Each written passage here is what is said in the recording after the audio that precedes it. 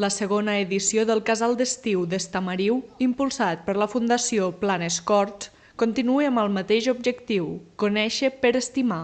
Enguany, a través dels oficis que conformen l'activitat econòmica del municipi, de la Vall del Port Negre i de l'Alt Urgell. Durant una setmana, els 14 participants han conegut el conreu de la terra o l'elaboració de pa.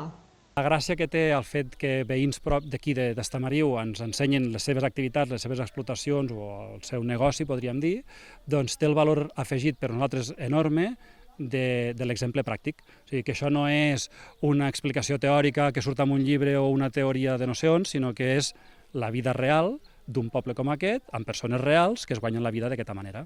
La penúltima jornada s'ha centrat en la producció de la llet i l'elaboració de formatges amb una visita a l'explotació de Cal Torra.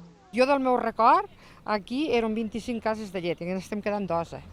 Vull dir que tot es va tancant. Sí que és veritat que Estamariu és un poble molt maco, està molt ben cuidat, però quan s'acabi les vaques jo crec que també farà pena.